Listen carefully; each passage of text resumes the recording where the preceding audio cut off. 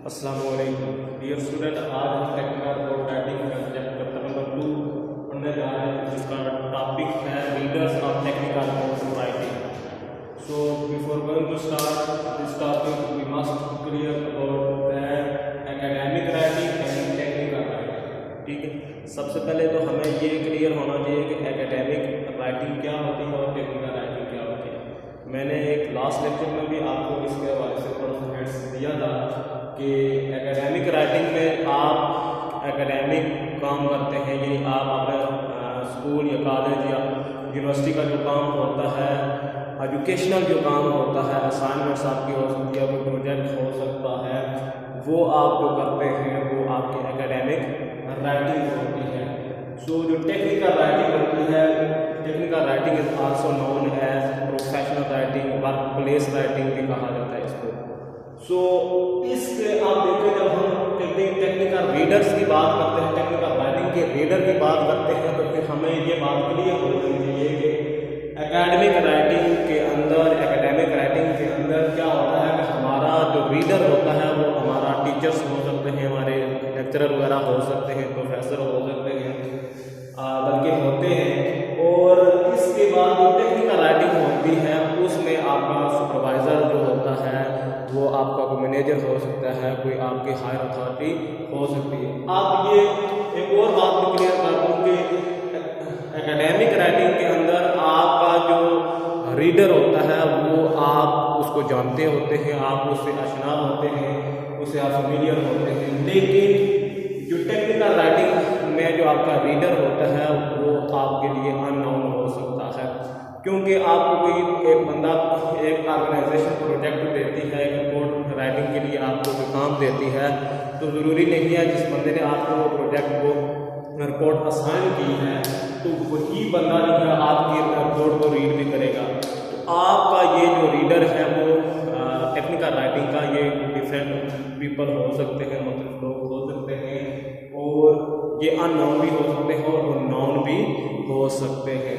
सो इसलिए हम क्या कहते हैं, टेक्निकल राइटिंग जो है वो अननोन, हमारा जो रीडर होता है टेक्निकल राइटिंग में अननोन होता है। लेकिन ये बात आपने याद रखनी है, it must never forget that your reader can not read and not accept what you are thinking. आप जब राइटिंग करने लगे तो राइटिंग में आपने ये चीज़ याद रखनी है कि आप जो डिलीवर करने जा रहे हैं अपनी रिपोर्ट राइटिंग के अंदर, तो वो ज़रूरी नहीं है कि वो जो आप लिखने जा रहे हैं उससे आपका रीडर उसको आसानी के साथ अंडरस्टैंड कर पाए, या उसको आसानी के साथ आप जो टर्म्स यूज़ कर रहे हैं वो उससे फेमिलियर होगा, या उसका जो बैकग्राउंड नॉलेज होगा उस फील्ड से रिलेटेड होगा, ये ज़रूरी नहीं है।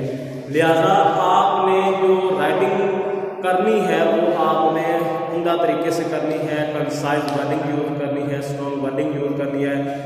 अगर कोई टर्म जो है फर्दर उसकी एक्सप्लेनेशन रिक्वायर्ड है तो आपने उसको जो है पैरेंथेसिस यूज़ करके आपने उसको क्या कर लेना है, उसकी फर्दर एक्सप्लेनेशन देनी है। क्यों?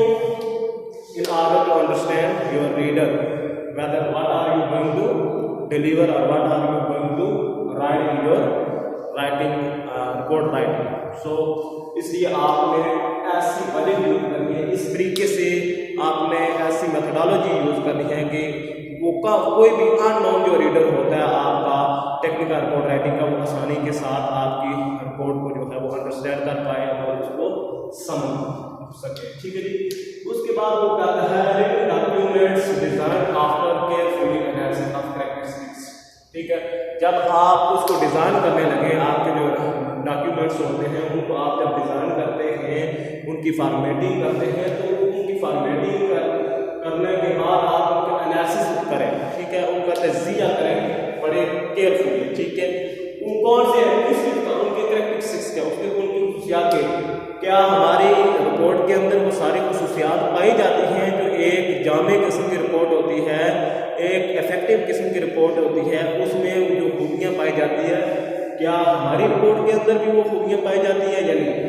तो ये आपने जब आप उसको डिज़ाइन कर लें, उसकी जो फॉर्मेटिंग कर लें, फॉर्मेटिंग करने के बाद आपने उसके कैरेक्टरिस्टिक्स का एनालिसिस करना है केयरफुली। ठीक है जी, तो ये बात याद रखनी है।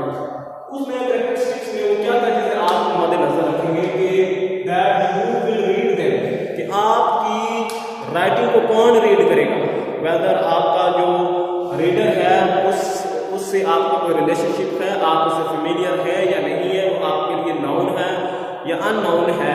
तो वो अगर आपके लिए अननाउन है तभी आपका एक स्टैंडर्ड किस्म की रिपोर्ट राइटिंग होनी चाहिए। अगर नाउन है या अननाउन है तब भी आपके जो है वो स्टैंडर्ड और इफेक्टिव राइटिंग आपने करनी है।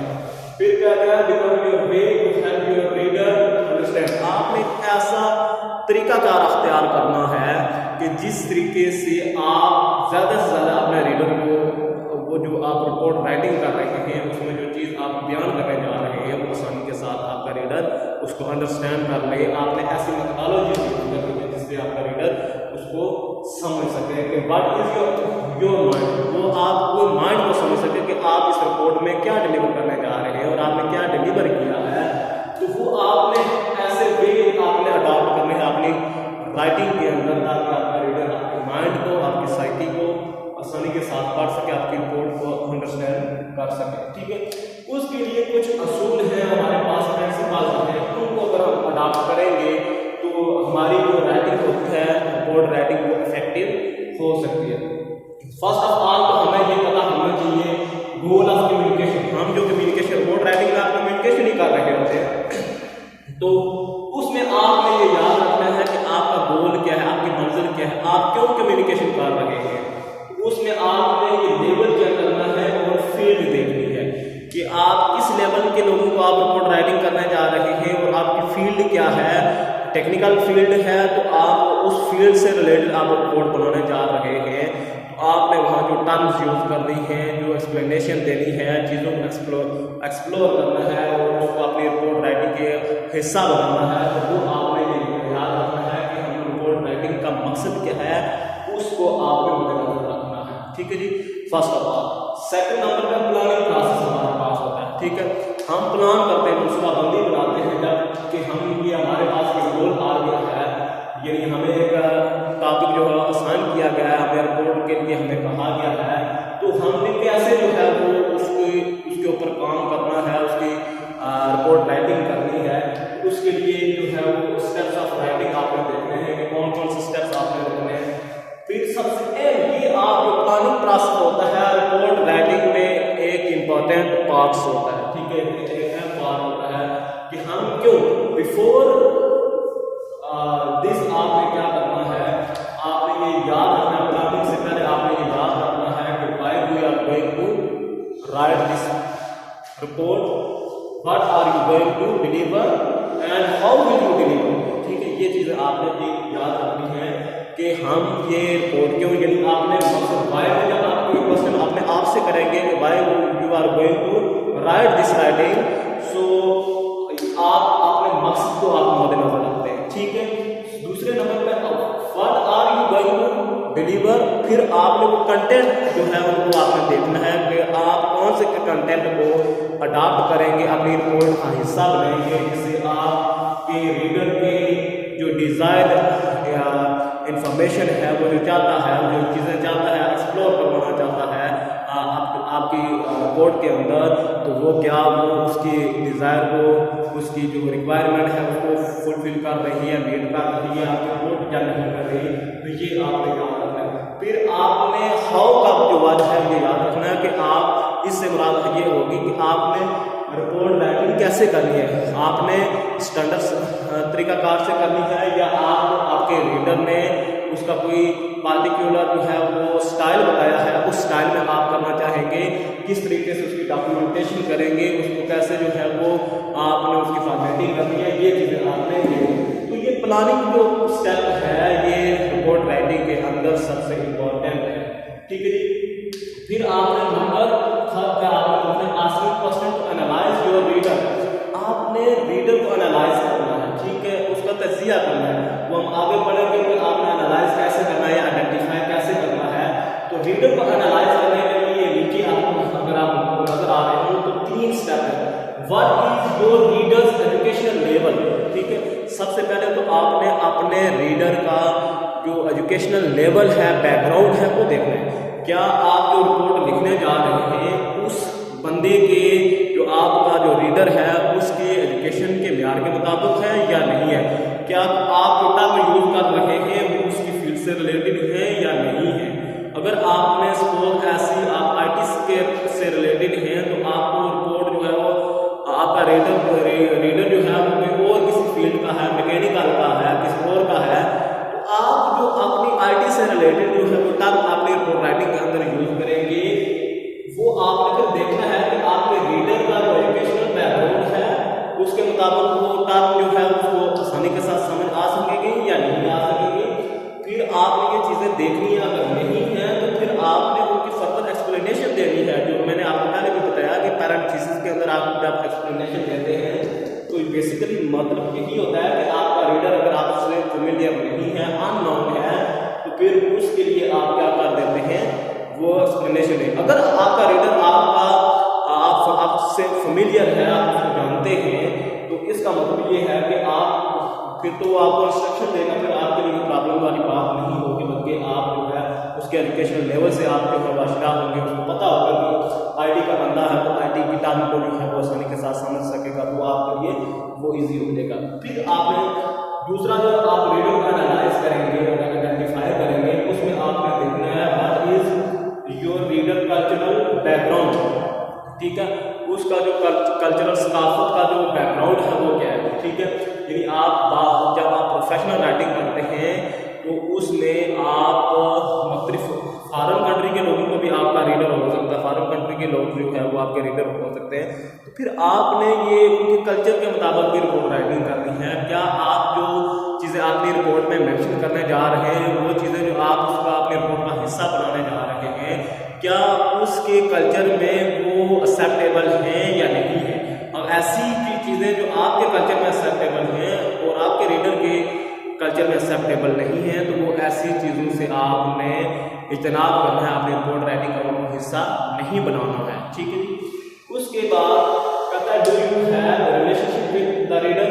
फिर आपने ये भी देखना है कि आपका जो रीडर है उसमें उसके साथ आपका क्या ताल्लुक है, क्या आप उससे आशना है या नहीं है, आपके लिए वो अननोन है या नोन है, ठीक है जी, आप उसको जानते हैं या नहीं जानते, तो आपने रिलेशनशिप देखना है। तो अगर आप टेक्निकल राइटिंग में पहले बता चुका हूँ कि मोस्टली आपके जो रीडर होते हैं वो अननोन होते हैं, तो मोस्टली आपका रिलेशनशिप नहीं होता, तो फिर आपने स्टैंडर्ड तरीके से जो है आपने राइटिंग करना होती है। समझ आ गया। सो उसके बाद नंबर 4 पे है डिटरमिन योर पर्पस, ठीक है, मकसद आपने ये याद रखना है। ऊपर जो प्लानिंग क्लासेस में मैंने बताया था वाई वाला, बेसिकली वही होता है कि आपने पर्पस मद्देनजर रखना है कि आप किस मकसद के लिए रिपोर्ट राइटिंग करने जा रहे हैं, टेक्निकल राइटिंग करने जा रहे हैं। तो आपने जब अपने माइंड में मकसद रखेंगे तो वो चीज़ों को आप एक्सप्लोर करेंगे, कुछ कंटेंट भी उसी तरीके से जो है वो आप ऐड करेंगे।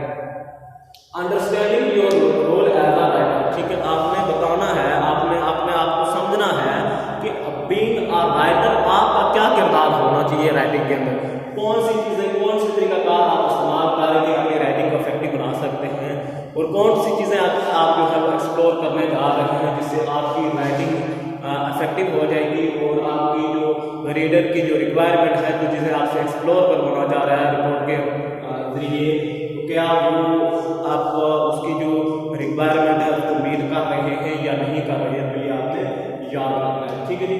उसके बाद है प्लानिंग कंटेंट, ठीक है, कंटेंट में आपने देखना है कि वो पहले भी लेक्चर में मैंने डिस्कस किया था कि सपोज आपको कोविड-19 के बारे में आपको रिपोर्ट राइटिंग के बारे में कहा जाता है, तो आपने तो कंटेंट उनके बना लेने हैं। मिसाल के तौर पर हिस्ट्री आप देखेंगे, उसके बाद आप देखेंगे इसके काजेस देखेंगे, साइंस सिम्टम्स देखेंगे, ट्रीटमेंट्स देखेंगे, इसके जो कॉन्सिक्वेंसेस हैं वो आप देखेंगे, ये आपके कंटेंट हो सकते हैं, ठीक है जी।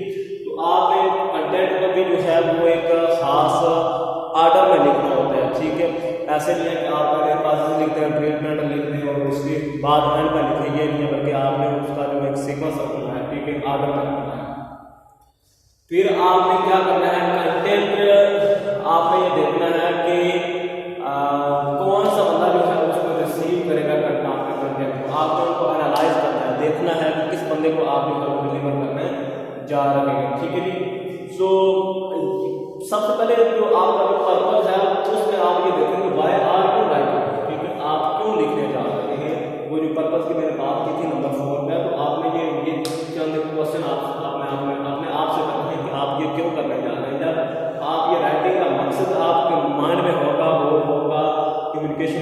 का गौर होगा फिर आप आसानी के साथ आपकी राइटिंग जो है वो आप कोशिश करेंगे कि उसको इफेक्टिव बनाएंगे। ठीक है, what do you want to achieve with your writing, आप अपनी राइटिंग के जरिए क्या चीज़ें अचीव करने जा रहे हैं, क्या चीज़ें अचीव करना चाहते हैं। ठीक है, यानी आप अपने राइटिंग से क्या चीज़ें एक्सप्लोर करना चाहते हैं। ठीक है, रिपोर्ट राइटिंग, रिपोर्ट के अंदर आप क्या क्या चीज़ों को आपने डिस्कस करना है, आप क्यों जो है वो ये राइटिंग करने जा रहे हैं। What is your role in the organisation, आपने ये भी मद्देनजर रखना है कि जिस ऑर्गेनाइजेशन में मैं काम कर रहा हूँ और उसी ऑर्गेनाइजेशन के अंदर मुझे कोई एक टास्क दिया गया है, एक रिपोर्ट राइटिंग के लिए जो है वो मुझे कहा गया है, तो बीइंग अ राइटर उसी अदारे के अंदर मेरा क्या रोल है, मेरा क्या किरदार है, मैं ये राइटिंग क्यों कर रहा हूँ, मुझे इसका क्या बेनिफिट होगा, मेरे ऊपर आया ये जिम्मेदारी है या वैसे मुझे जो है आजादी तौर पर मुझे ये रिपोर्ट राइटिंग के लिए कहा गया है, क्या आया मेरी परफॉर्मेंस को चेक करने के लिए कहा गया है,